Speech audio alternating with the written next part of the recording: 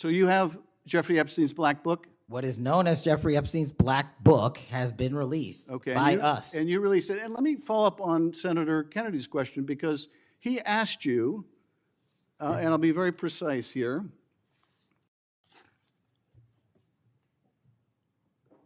You've seen most of the files. Who, if anyone, did Epstein traffic these young women to besides himself?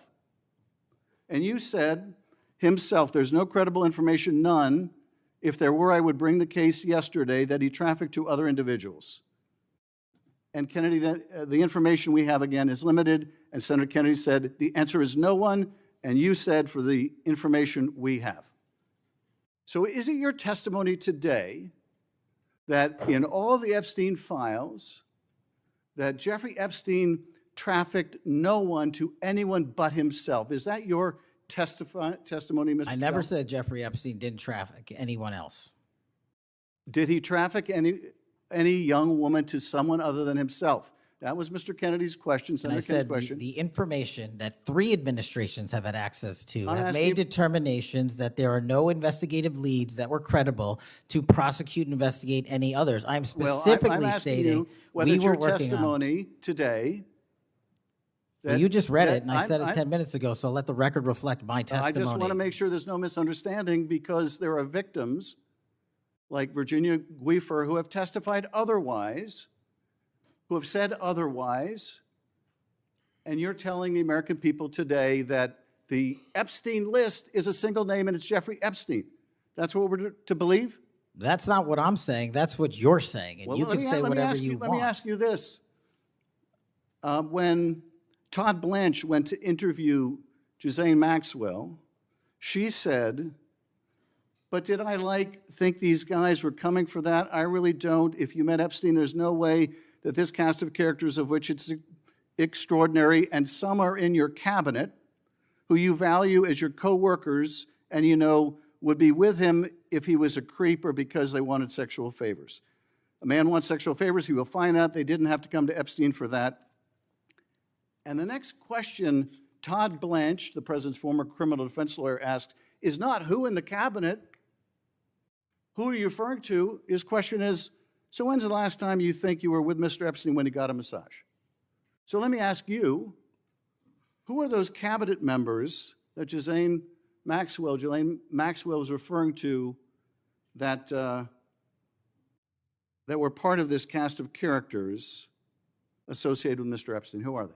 The Deputy Attorney General took the aggressive step that no one else did and interviewed Ms. Maxwell for 2 days, and we released the entirety of that transcript. Who are the cabinet members? I do not have that transcript in front of me. You're picking it piecemeal. The American public can read the entirety of that. One last question, because you clearly won't tell us the cabinet members associated with Mr. Epstein. Let me ask you one last question.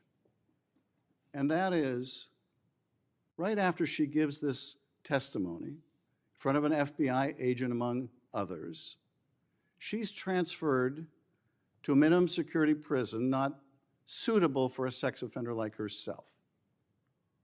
Who made that decision and why? The Bureau of Prisons.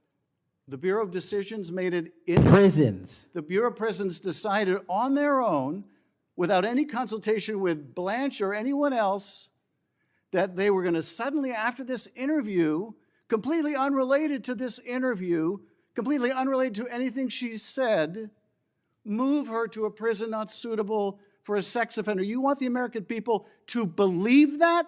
Do you think they're stupid? No. I think the American people believe the truth, that I'm not in the weeds on the everyday movements of inmates. Not in the weeds? What I am doing is protecting this country, providing historic reform, and combating the weaponization of intelligence by the likes of you. And we have countlessly proven you to be a liar in Russiagate, in January 6th. You are the biggest fraud to ever sit in the United States Senate. You are a disgrace to this institution and an utter coward. I'm not surprised. I'm not surprised that you continue to lie from your perch and put on a show so you can go raise money for your charade. You are a political buffoon at best. Well, you can take an internet troll. Take it to the bank that the FBI is protecting this country and the state and citizens of the California. We are bringing historic reform. Point of order. But all you care about is a child sex predator that was prosecuted by a prior administration, and the Obama Justice Department and the Biden Justice Department did squat. And what did President Trump do? Bring new charges courageously. And what have we done? Chairman, you said take I'm the control most of this transparent situation. FBI director in history. 33,000 pages of information to you. I challenge you to say anything credibly to the truth.